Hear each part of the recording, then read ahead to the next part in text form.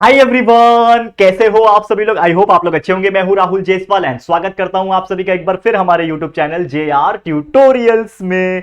तो दोस्तों, उम्मीद करता हूं आप लोग अच्छे होंगे और आप लोग की पढ़ाई भी बहुत अच्छी तरीके से चल रही होगी। तो जैसा कि आप जानते हैं कि हमने आपके लिए एक प्रॉमिस किया था कि हम लास्ट मोमेंट रिवीजन कराएंगे आप लोग को। तो यार, ये रहा आपके लिए LMR रिवीजन। ऑलरेडी मैथ्स का एक वीडियो जा चुका है, जो आपका बैंक एंड सिंपल इंटरेस्ट का चैप्टर था, वो एक ही वीडियो के अंदर वन शॉट में आपको पूरा पढ़ा दिया मैंने। और आज क्या लेकर आया हूं? आज फिर से लाया हूं एक साइंस का बेहतरीन वीडियो।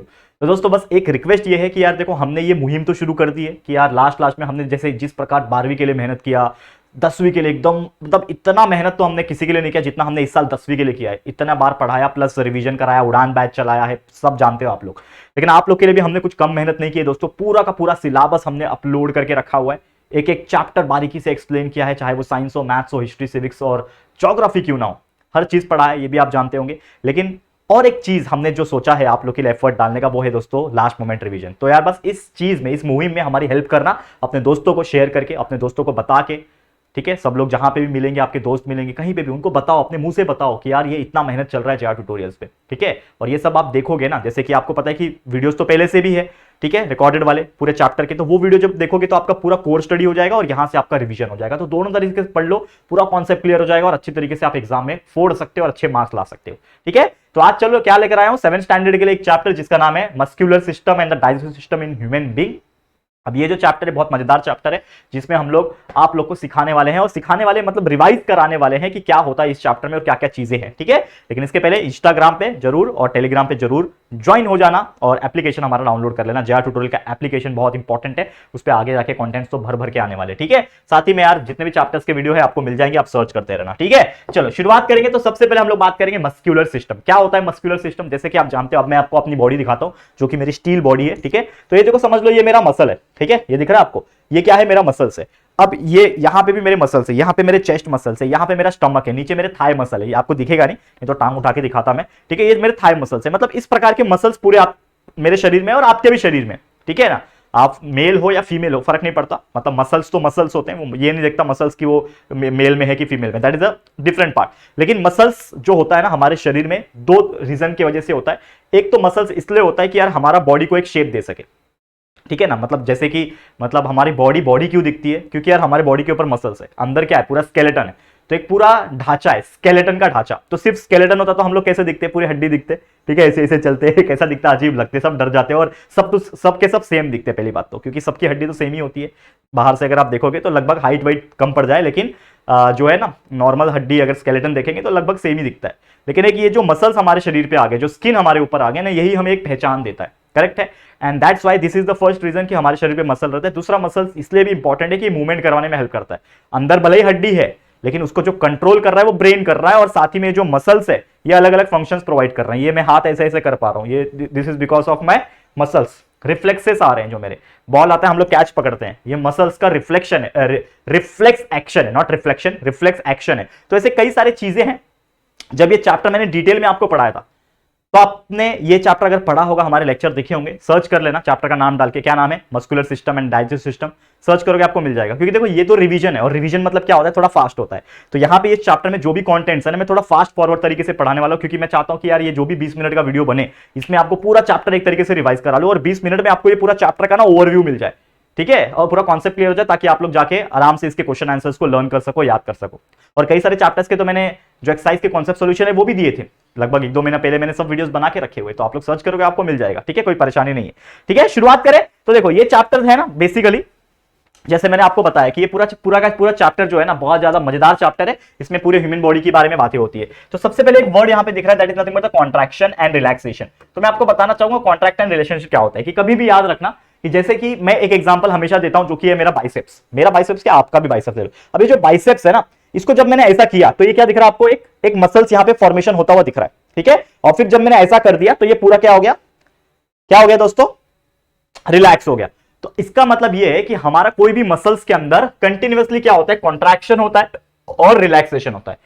तो हम लोग क्या बोल सकते हैं कि whenever there is a contraction and relaxation होता है, तो मसल्स का मूवमेंट होता है। क्योंकि अगर कोई भी मसल्स मूवमेंट कर रहा है तो कहीं ना कहीं कुछ मसल्स जो है वो कॉन्ट्रैक्ट हो रहा है और कुछ मसल्स जो है वो एक्सपांड हो रहा है, मतलब रिलैक्स हो रहा है एक तरीके से, ठीक है। तो हमारे बाइसेप्स भी उसी प्रकार काम कर रहे हैं। अब जैसे मैंने यहाँ पे मोड़ दिया तो ये मसल्स क्या हो गया, कॉन्ट्रैक्ट हो गया, लेकिन जैसे मैंने यहाँ पे छोड़ दिया तो ये क्या हो गया, रिलैक्स हो गया। अब यहाँ पे दो टाइप के मसल्स होते हैं जो आप लोग आगे जाके स्टैंडर्ड में पढ़ोगे, एक होता है बाइसेप्स और एक होता है ट्राइसेप्स। जो बच्चा जिम करता है उसको थोड़ा बहुत आइडिया होगा, लेकिन जो नहीं करता है उसको भी बेसिक आइडिया होगा। जैसे कि आप जानते हो कि ये हमारा जो ऊपर का पार्ट होता है उसको हम लोग बाइसेप्स बोलते हैं। तो जैसे मैंने यहाँ पे क्या किया, मेरे हाथ को इस तरीके से फोल्ड किया, तो ये जो पोर्शन आपको दिख रहा है, ये जो दिख रहा है इसको हम लोग क्या बोलते हैं दोस्तों, बाइसेप्स बोलते हैं। तो जब मैंने यहाँ पे क्या किया है, कॉन्ट्रैक्ट किया है, तो बाइसेप्स मेरा क्या हो गया, बाइसेप्स मेरा क्या हो रहा है दोस्तों, बाइसेप्स कॉन्ट्रैक्ट हो रहा है। लेकिन ये जो मसल्स है ना नीचे का, इसको हम लोग ट्राइसेप्स बोलते हैं। ये बाइसेप्स है, ये ट्राइसेप्स है।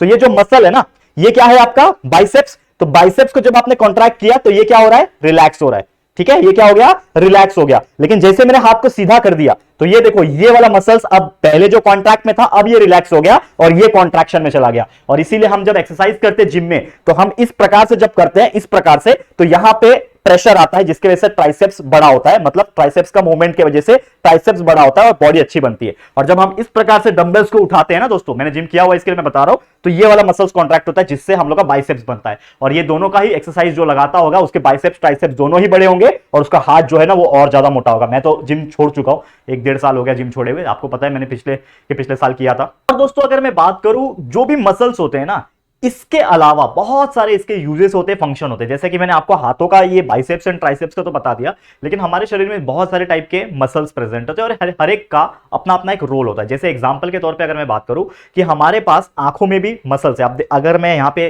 देखो पलक झपकने की कोशिश करता हूं, हमारी जो आईलिड्स है ये भी क्या है, मसल से बनी हुई है। तो मैं आंखें बंद चालू बंद चालू बंद चालू कर सकता हूं, तो ये भी मसल्स की वजह से हो रहा है। हम लोग ऑक्सीजन ले रहे हैं तो ये ऑक्सीजन जो ले पा रहा हूं मैं, बिकॉज ऑफ लंग्स ले पा रहा हूं, तो वो भी एक तरीके का मसल से। हमारा जो दिल है, हार्ट, ये भी धक धक कर रहा है, यानी लबडब, जिसको हम साइंटिफिक लैंग्वेज में लबडब बोलते हैं, जो कि कॉन्ट्रैक्शन रिलैक्सेशन करता है, ठीक है।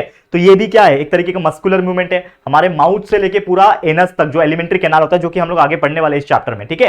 तो ये सभी चीज भी क्या है, मसल से बना हुआ है। हमारा every body, every motion, every movement, even I am trying to speak, तो मेरा जो मुंह है ना, लिप्स है, जो मेरा माउथ है, मेरा जो चीक्स है, ये सभी हेल्प कर रहा है, मेरा चीन हेल्प कर रहा है, तो ये भी मसल्स है। हम भागते हैं, दौड़ते हैं, रनिंग, राइटिंग, ठीक है ना, स्विमिंग, तो हर चीज में मसल्स जो होता है वो जिम्मेदार होता है। और इसीलिए हमारा जो ये मस्कुलर सिस्टम या फिर डाइजेस्टिव सिस्टम जो हम लोग पढ़ने जा रहे हैं, ये बहुत ज्यादा इंपॉर्टेंट चैप्टर भी है और आप लोग के लिए, आपको समझ में भी आना चाहिए। क्योंकि क्या होता है कि हम लोग को अगर पता है खुद के बॉडी के बारे में, तो हम लोग आगे जाके ना बहुत सारी चीजें कर पाते हैं।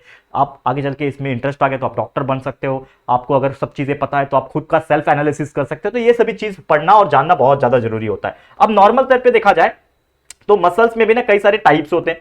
तो जो मेन टाइप्स है वो तो मैं आपको पढ़ाऊंगा, लेकिन दो मेन टाइप्स अकॉर्डिंगली अगर बात किया जाए, एक होता है वॉलंटरी मसल, दूसरा होता है इनवॉलंटरी मसल। वॉलंटरी का मसल होता है ऐसे मसल्स जो आप खुद कंट्रोल कर पाओ। जैसे कि अगर मुझे कुछ बोलना है तो मेरे लिप्स का मूवमेंट हो रहा है, ठीक है, तो मैं लिप्स का मूवमेंट कर पा रहा हूं, मतलब ये मैं खुद से कंट्रोल कर पा रहा हूं। मेरे हाथ को चुटकी बजाना है, मैं ऐसे ऐसे करना है, मेरे को डांस करना है, ठीक है, मैं भागना है, दौड़ना है, ये सब मैं खुद से कंट्रोल कर पा रहा हूं। तो ऐसे मसल्स, ठीक है, ऐसे मसल्स जो मैं खुद की कंट्रोल से मूव कर पाता हूं, उसको हम लोग बोलते हैं वॉलंटरी मसल्स। क्या बोलते हैं, अगर कोई ऐसा मसल्स है जो मैं क्या कर पा रहा हूं खुद की हेल्प से, मतलब अगर मैं सोच रहा हूं कि मुझे ये करना है और मैं कर पा रहा हूं, तो that is nothing but the voluntary muscles. मतलब that muscles that is controllable by our will power, हमारी इच्छा शक्ति से हम लोग उसको कंट्रोल कर पाते हैं, उसको वॉलंटरी मसल बोलते हैं। दूसरा होता है इनवॉलंटरी मसल। इनवॉलंटरी मसल मतलब क्या होता है, हम लोग चाह के भी उसको कंट्रोल नहीं कर पाते। जैसे हार्ट है, दिल एक मसल से बना है जिसको हार्ट मसल्स, कार्डियक मसल्स भी कहा जाता है। तो वो मसल्स को हम लोग कंट्रोल नहीं कर सकते। हम लोग ऐसा बोल सकते हैं क्या, दिल संभल जा जरा, ऐसा बोल सकते हैं क्या, नहीं बोल सकते यार। दिल का काम है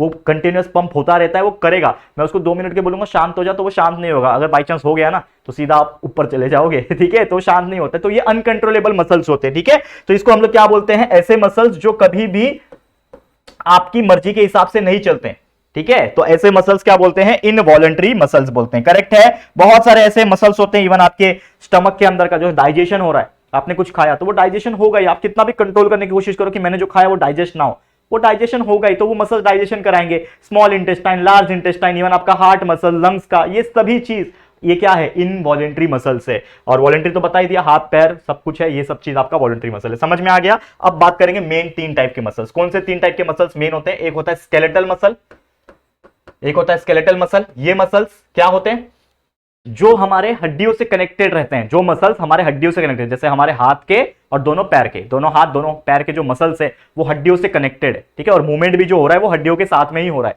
तो ऐसे मसल्स को हम लोग क्या बोलते हैं, स्केलेटल मसल्स बोलते हैं। क्या बोलते हैं दोस्तों, स्केलेटल मसल बोलते हैं। और ये वॉलंटरी होते हैं, पहली बात तो मतलब हम लोग उसको अपनी मर्जी से अपने दिमाग के हिसाब से उसको मूव करवा सकते हैं। ये मसल्स वॉलंटरी होते हैं, ठीक है, जो मैंने आपको बता दिया, ठीक है। तो कई सारे मैंने चीजें बता दी आप लोग को, ठीक है।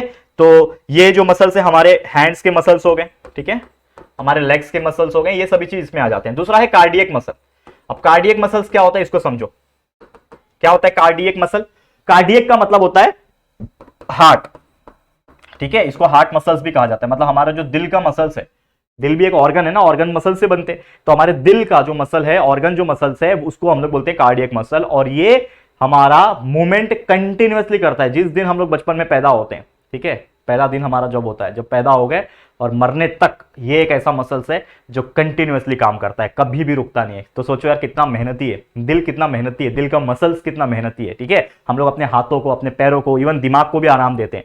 दिमाग को आराम देते हैं ना, सोते हैं ना, लेकिन सोते सोते भी ये मसल्स काम करता है अपना, कभी भी रुकता नहीं, क्योंकि अगर ये रुक गया तो हम रुक जाएंगे। तो इसके लिए कार्डियक मसल्स बहुत ज्यादा जरूरी होता है। और ये इनवॉलंटरी होता है, ये हमारे कंट्रोल में नहीं होता, ये अपने आप होता है, ठीक है, ये अपने आप होता है, इनवॉलंटरी मसल्स। और अगला है स्मूथ मसल। तीसरा जो टाइप का मसल होता है वो होता है स्मूथ मसल। ये नाम से ही स्मूथ है, काम से भी स्मूथ है। ऐसे मसल जो स्मूथ होते हैं, खासकर जो हमारे इंटरनल ऑर्गन्स के, विसरल ऑर्गन्स के जो मसल्स होते हैं ना, क्या होते हैं, हमारे इंटरनल ऑर्गन्स, जितने भी इंटरनल ऑर्गन्स मेनली होते हैं हार्ट को छोड़ के, क्योंकि हार्ट का तो ऑलरेडी कार्डियक मसल है, लेकिन उसके अलावा हमारा स्टमक है, इंटेस्टाइन है, ठीक है ना, गाल ब्लाडर है, लीवर है, ये सभी टाइप के जो मसल्स होते हैं वो क्या होते हैं, स्मूथ मसल्स होते हैं। याद रखना क्या होते हैं, स्मूथ मसल्स होते हैं। तो ये क्वेश्चंस आ सकता है आप लोग को कि explain the types of muscles, ठीक है। कौन सा? पहला स्केलेटल मसल्स, कार्डियक मसल, और तीसरा स्मूथ मसल। याद रखना, क्लियर, बहुत इजी फंडा है, बहुत इजी भी तरीके से आप इसको याद कर सकते हैं। और क्या है इस चैप्टर में अगर बात करूं, नेक्स्ट टॉपिक क्या है हमारा, बात करेंगे डाइजेस्टिव सिस्टम की। मस्कुलर सिस्टम तो समझ में आ गया कि मसल्स का सिस्टम है, ठीक है, पूरा मसल्स बना हुआ है, अलग अलग टाइप के मसल से ही समझा दिया। अब डाइजेस्टिव सिस्टम क्या होता है, जैसे जैसे कि हम लोग कोई भी चीज जब खाते हैं दोस्तों, तो वो डाइजेस्ट जरूर होता है। क्योंकि आप भी समझ लो, मैंने मॉर्निंग में नाश्ता किया था, रोटी भाजी खाया होगा, किसी ने दाल चावल खाया होगा, किसी ने वड़ा पाव खाया होगा, आमची मुंबईचा फेवरेट वड़ा पाव, ठीक है। अब वड़ा पाव खाया है तो यार कुछ टाइम के बाद, लगभग 1 घंटा 2 घंटा 3 घंटा 4 घंटे के बाद वो चीज जो है डाइजेस्ट हो जाती है। और डाइजेस्ट होने के बाद हमको जो इंपॉर्टेंट उसमें से चाहिए होता है, जैसे कि कार्बोहाइड्रेट, प्रोटीन, फैट्स, जो भी न्यूट्रिएंट्स चाहिए होता है, वो हमारे शरीर में एब्जॉर्ब हो जाता है, ठीक है। और जो कचरा है, जो वेस्ट प्रोडक्ट है, वो चला जाता है हमारे स्मॉल इंटेस्टाइन, फिर लार्ज इंटेस्टाइन, और वहां से हम लोग एनस के थ्रू उसको बाहर निकाल देते हैं। सुबह सुबह बाथरूम जाते हैं ना हम लोग, तो बाहर निकाल देते हैं। तो एक्चुअल में देखा जाए तो डाइजेस्टिव सिस्टम में सबसे इंपॉर्टेंट चीज जो होती है वो होती है एलिमेंट्री कैनाल। ये एक पाइपलाइन है। ये क्या है, एक पाइपलाइन है जो कि शुरू कहां से होती है, हमारे माउथ से शुरू होती है। हमारा माउथ, हम लोग कोई भी खाना जब खाते हैं, इमेजिन करो डाइजेस्टिव सिस्टम की बात हो रही है, मतलब खाने की बात हो रही है, तो खाना हम खा रहे, हमने खाना खाया, तो हम क्या करते हैं, सबसे पहले जब खाना खाते हैं तो माउथ की हेल्प से उसके अंदर क्या है, बक्कल कैविटी, जिसके अंदर क्या होती है, तीत होती है। 4 टाइप के तीत होते हैं हमारे पास, याद रख लेना, इनको नहीं पता उनको मैं बता रहा हूं। एक होता है मोलार, ठीक है, एक होता है प्रीमोलार, दूसरा होता है कैनाइन, और उसके बाद होता है इंसीजर। ये आपको जो ये वाले जो दिख रहे हैं वो होता है इंसीजर, ये आपका मोलार होता है, देखिए दिख रहा है, ये लास्ट वाले जो 3 दांत होते हैं, ये आपको लास्ट वाले 3 दांत दिख रहे हैं, ठीक है, ये क्या होते हैं, मोलार होते हैं। सबसे लास्ट आपका उंगली लो, अंदर डालो, जो सबसे लास्ट के जो 3 दांत है, ऊपर, यहां पे ऊपर नीचे, और इस साइड भी ऊपर नीचे, जो लास्ट के 3 दांत है वो मोलार होते हैं। फिर उसके पहले 2 दांत होते हैं, उसके पहले 2 दांत होते हैं, थोड़े से कम साइज होते हैं उसके, ये क्या बोलेंगे, उसको बोलेंगे प्रीमोलार। टच करके देखो, आपको आइडिया लगेगा। टोटल 32 दांत होने चाहिए, लेकिन तो आपके नहीं होंगे, क्योंकि आप लोग का विजडम टीथ नहीं आया होगा। तो विजडम टीथ नहीं आया होगा मतलब सबसे लास्ट वाला टीथ आप लोग का नहीं होगा। लेकिन जब आप बड़े हो जाओगे, मेरे एज के आ जाओगे, 24 25 26 आ जाओगे, तो आपका जो लास्ट वाला टीथ होता है, जिसको विजडम टीथ बोलते हैं, हिंदी में क्या बोलते हैं उसको, अक्कल दांत बोलते हैं, अक्कल दांत मनता। तो अक्कल दांत कब आता है, जब मेच्योर हो जाते हैं, बड़े हो जाते हैं, ठीक है। तो लास्ट वाला आता है, तो ये होता है प्रीमोलार हो गया। उसके पहले जो होता है वो होता है कनाइन, एकदम काटे काटे वाला धारदार दांत होता है ना, देखो मेरा, देखो एकदम धारदार दांत है एकदम। तो ऐसे धार वाले दांत जो होते हैं ना, इसको हम लोग क्या बोलते हैं, देखो धार है इसका, तो ऐसे धार वाले दांत होते हैं, उसको कैनाइन बोलते हैं, ठीक है। और उसके आगे जो दांत होते हैं इस प्रकार के, ये होते हैं आपके इंसीजर्स। क्या होते हैं, इंसीजर्स होते हैं। तो टोटल मिला के 16 दांत होते हैं, याद रखना। ये क्वेश्चन कभी कभार पूछता है कि what are the types of teeth, कौन कौन से टाइप के टीथ है ये पूछ लेता है, लेकिन ये नाम याद रख लो, मोलार, प्रीमोलार, कैनाइंस और इंसीजर। ठीक है, टोटल पूछेगा तो 32 दांत होते हैं, ये आपको याद रखना। तो आप 7th में तो आपको फॉर्मूला तो नहीं पूछेगा कि क्या होता है तीत का फॉर्मूला क्या होता है, जब आप 10th 11th में जब जाओगे तो आपको ज्यादा पढ़ना पड़ेगा, लेकिन अभी के लिए इतना याद रखो। तो हम लोग क्या पढ़ रहे थे, डाइजेस्टिव सिस्टम। तो डाइजेस्टिव सिस्टम शुरू कहां से होता है दोस्तों, जैसे मैंने ऑलरेडी बताया आप लोग को, डाइजेस्टिव सिस्टम शुरू हो रहा है माउथ से, खत्म हो रहा है एनस पे। तो माउथ मतलब यहां है हमारा, तो हमने खाना लिया, खाया। अब खाने के बाद हम क्या मुंह में जब खाना डालते हैं तो हम खाने के बाद क्या करते हैं, चबाते हैं, उसको चीविंग करते हैं। तो ये तीत जो होता है वो इसीलिए है हमारे पास कि हम उस खाने को चबा सके। हम क्या करते हैं, वो खाने को चबाते चबाते चबाते और इतना चबाते हैं, और उसी टाइम पे क्या होता है, हमारे माउथ के अंदर क्या रिलीज होता है, हमारे माउथ के अंदर रिलीज होता है सलाइवा। और ये सलाइवा आता कहां से दोस्तों, ये सलाइवा आता है सलाइवरी ग्लैंड से। अब सलाइवरी ग्लैंड क्या होता है, ग्लैंड का मतलब होता है एक ऐसा पाउच या फिर एक ऐसा डब्बा समझ लो जो हमारे माउथ के अंदर रहता है। ठीक है, एक ऐसा ग्लैंड है, ठीक है, जो हमारे माउथ के अंदर थूक लाता है। जो आप लोग थूक बोलते हो ना, हम लोग सलाइवा बोलते हैं, ठीक है, जो लार बोलते हैं, थूक बोलते हैं, वो थूक हमारे लिए बहुत इंपॉर्टेंट है, क्योंकि उसके अंदर बहुत सारे अच्छे हार्मोन्स होते हैं, अच्छे अच्छे क्या होते हैं, सिक्रीशंस होते हैं, जिसको सलाइवा बोलते हैं। तो जब भी हम खाने को चबा रहे होते हैं, तो वो जब भी ऐसा मूवमेंट होने लगता है चबाने वाला, मैस्टिकेशन जिसको बोलते हैं, तो हमारा सलाइवरी ग्लैंड जो यहां प्रेजेंट होता है अंदर की तरफ से, तो ये क्या करता है, हमारे मुंह के अंदर ना पानी भेजने लगता है। पानी मतलब कौन सा, सलाइवा वाला पानी, जिसको थूक बोलते हैं, वो भेजने लगता है, और वो फूड के साथ मिक्स होकर फूड को गीला बनाता है। क्योंकि अगर कड़क कड़क फूड हम लोग अगर निगलने की कोशिश करेंगे तो हमारा गला अंदर से छिल जाएगा, तो वो छिलना नहीं चाहिए, इसके लिए वो खाने को मॉइस्ट बनाता है, एकदम नरम मुलायम बनाता है। तो वो खाना एकदम क्या होता है, चबा चबा के टुकड़े टुकड़े हो गए, उसके छोटे छोटे टुकड़े, और उसको मुलायम बना के एकदम बॉल जैसा स्ट्रक्चर बन गया। फिर हम लोग अपनी जीभ की हेल्प से, टंग की हेल्प से उसको स्वेलो कर देते हैं। स्वेलो करने के बाद वो कहां जाता है, स्वेलो करने के जस्ट पहले माउथ से फेरिंग्स में गया। फेरिंग्स मतलब ये वाला हिस्सा, ये जो है ना, ये आपको दिख रहा है, पहले माउथ में था, खाना खाया, निकला तो सबसे पहले यहां आया, इसको बोलते हैं हम लोग फेरिंग्स का हिस्सा, जस्ट माउथ के अंदर, माउथ के अंदर ये वाला हिस्सा बोलते हैं फेरिंग्स। ठीक है, ये आपको दिखेगा यहाँ पे डायग्राम में मैंने बना के रखी है। तो ये जो दिख रहा है आप लोगों को, मैं आपको थोड़ा सा डिटेल में बताता हूं। जैसे आपने खाना खाया, देखो आप खाना खा रहे हो, तो ये वाला जो हिस्सा है ना, ये देखो यहाँ पे आपने खाना खाया, ये वाला जो हिस्सा आ गया, ये आपका क्या हो गया दोस्तों, फेरिंग्स आ गया। क्या आ गया, फेरिंग्स। ये आपके पूरे डायग्राम आपको बुक में मिल जाएगा, तो टेंशन की बात नहीं है। फिर यहां से आप देख सकते हो, यहां से आपका आता है, अब माउथ के अंदर गया, दिस वॉज द माउथ का पार्ट, ये आपका माउथ का पार्ट था। उसके बाद फेरिंग्स में आया, अब खाना जो था आपका, जो खाना था, समझ लो ये खाना था। अब खाना धीरे धीरे ट्रैवल करते करते ये आपका जो रेड वाला पार्ट दिख रहा है, ये है आपका ईसोफेगस। अब ये ईसोफेगस से कहां पहुंचेगा, ये आपके स्टमक में पहुंचेगा। कहां है स्टमक भैया, ये वाला स्टमक का पार्ट है, इतना आपका स्टमक है, बराबर है क्या, स्टमक ही दिख रहा है ना, जो भी है, ठीक है। तो वो स्टमक वाला पार्ट में पहुंचेगा, मतलब इन शॉर्ट फेरिंग्स से हमारे ईसोफेगस। ईसोफेगस क्या है, ये पूरा पाइप है, ये अंदर, ये वाला नहीं, इसके पीछे है। ये तो हमारा स्टार्टिंग में आगे जो होता है, ये हमारा विंड पाइप होता है, जिससे हम लोग ऑक्सीजन लेते हैं। ये जो आपको आगे दिख रहा है ना, ये जो आगे वाला पाइप है, ये होता है विंड पाइप, जहां से हम लोग ऑक्सीजन लिया। ये अंदर गया, लंग्स में गया, कहां जाएगा, यहां पे लंग्स होते हैं ना, लंग्स के पास जाएगा। लेकिन इसके पीछे, ये जो है ना, इसके पीछे एक और पाइप होती है जिसको ईसोफेगस कहा जाता है। वहां से हमारा खाना हमारे कहां तक जाता है, स्टमक में जाता है। तो खाना फेरिंग्स में से पास होगा ईसोफेगस, फिर ईसोफेगस से कहां पहुंच जाएगा, स्टमक के अंदर पहुंच जाएगा।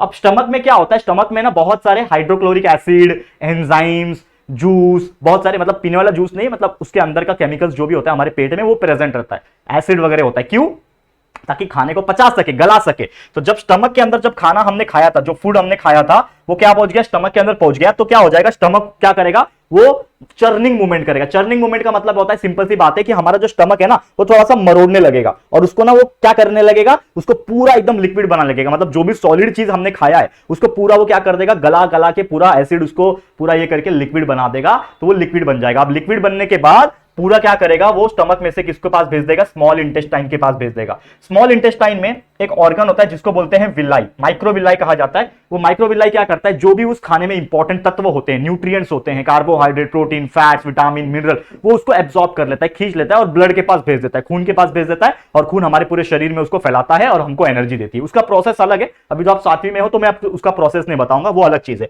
लेकिन एक बार स्मॉल इंटेस्टाइन में चला गया, जो इंपॉर्टेंट चाहिए था वो मिल गया। अब जो कचरा बच गया, क्योंकि यार एब्जॉर्ब करने के बाद तो कचरा बच जाएगा, जैसे शुगर केन से जूस निकालने के बाद उसका कचरा बच गया, उसी प्रकार इसमें से जो इंपॉर्टेंट चीज था वो निकालने के बाद उसका कचरा बेच गया। कचरा जो बच गया वो स्मॉल इंटेस्टाइन किसको भेज देगा, लार्ज इंटेस्टाइन को भेज देगा। देखो यहां पे, ठीक है, यहां से स्मॉल इंटेस्टाइन था, अब स्मॉल इंटेस्टाइन में जो भी था कचरा घूमा, अब घूमने के बाद ये किसको भेज देगा, लार्ज इंटेस्टाइन को भेज देगा। तो यहां से पूरा घूम फिर के वो लार्ज इंटेस्टाइन के पास आ जाएगा। और ये वाला जो पार्ट होता है वो होता है एनस। क्या होता है वो, एनस होता है। एनस मतलब जहां से आप लोग सुबह सुबह रोज वॉशरूम करते हैं, that part is known as the anus. तो होता यह है कि लार्ज इंटेस्टाइन में एक आखिरी पार्ट होता है जिसको रेक्टम कहा जाता है, ठीक है। लार्ज इंटेस्टाइन का एक पार्ट होता है रेक्टम, रेक्टम में ही आपका जो भी वेस्ट प्रोडक्ट होता है वो जमा हो जाता है। और जब भी आपको फील हो गया कि यार बहुत खाली है, आप वो पूरा रेक्टम भर गया आपका, तो रेक्टम जब भर जाता है तो हमको प्रेशर फील होता है, और प्रेशर फील होता है तो हम लोग कहां जाते हैं, वॉशरूम जाते हैं, और उस गंदगी को, उस वेस्ट प्रोडक्ट को हम लोग बाहर निकाल के, मतलब वॉशरूम में निकाल के आ जाते हैं मस्त। तो वो कहां से निकलता है, एनस से निकलता है, वो चीज याद रखना। और ये पूरा जो प्रोसेस था, ये पूरे प्रोसेस को ही हम लोग क्या बोलते हैं, डाइजेशन। क्या बोलते हैं, डाइजेशन। क्या आपने मुंह से खाना खाया, चबाया, फेरिंग्स, फिर इसोफेगस, फिर स्टमक, स्टमक में डाइजेशन हुआ, लिक्विड में बन गया, स्मॉल इंटेस्टाइन के पास गया, स्मॉल इंटेस्टाइन ने एब्जॉर्ब कर लिया माइक्रोविलाई के थ्रू, लार्ज इंटेस्टाइन में भेजा, और ये पूरा प्रोसेस होते होते एनस के थ्रू बाद में निकल गया। ये पूरा प्रोसेस को ही हम लोग क्या बोलते हैं, डाइजेस्टिव सिस्टम बोलते हैं। क्लियर। तो उम्मीद करता हूं कि आपको ये चीज बहुत अच्छी तरीके से समझ में आ गया होगा, और पूरे चैप्टर में अगर आप देखोगे तो यही सब कंटेंट आपको मिलेंगे, ठीक है। पूरा जो चैप्टर है वो लगभग इसी बारे में है। और इस चैप्टर में सबसे लास्ट में अगर आप आओगे तो आपको एक टेबल मिलेगा, वो टेबल को अच्छी तरीके से लर्न कर लेना, जिसमें आपको पूछा दिया हुआ है कौन कौन से ग्लैंड होते हैं, उसमें क्या क्या सिक्रीशन और उसका फंक्शन क्या है। ये मेरी तरफ से इंपॉर्टेंट है, तो जरूर से कर लेना, ठीक है। ये चैप्टर का आखिरी पेज पे जो टेबल दिया उसको अच्छी तरीके से क्या कर लेना है, आपको लर्न कर लेना। ये मेरी तरफ से आपको एक टास्क है, जरूर से कर लेना, बहुत अच्छी तरीके से आप एग्जाम में मार्क्स स्कोर कर सकोगे, ठीक है। तो बस इसी के साथ ये पूरा चैप्टर को हमने स्मूथली, एकदम बारीकी से, अच्छी तरीके से एक्सप्लेन कर दिया है, और इतना फास्ट तरीके से रिवाइज करा दिया है कि अगर कोई बच्चे को कुछ जानकारी नहीं होगी तो भी उसको मिल गई होगी, और पूरा कॉन्सेप्ट जो है समझ में आ गया होगा। तो चलो फिर गाइस, इसी के साथ ये चैप्टर को एंड करते हैं, और ये वीडियो को भी एंड करते हैं। उम्मीद करता हूं कि आपको हमारे साथ वापस से रिवाइज करके इस चैप्टर को मजा आया होगा, ठीक है। तो आज के लिए इतना ही। वीडियो पसंद अगर आया है आप लोगों को तो प्लीज वीडियो को लाइक कर देना, अपने दोस्तों के साथ जितना हो सके शेयर कर देना, और अगर आप पहली बार आए हो हमारे चैनल पे तो प्लीज हमारे चैनल को सब्सक्राइब जरूर से कर देना, ठीक है दोस्तों। तो जल्दी मिलेंगे हमारे एक और न्यू वीडियो में, तब तक के लिए thank you and good bye.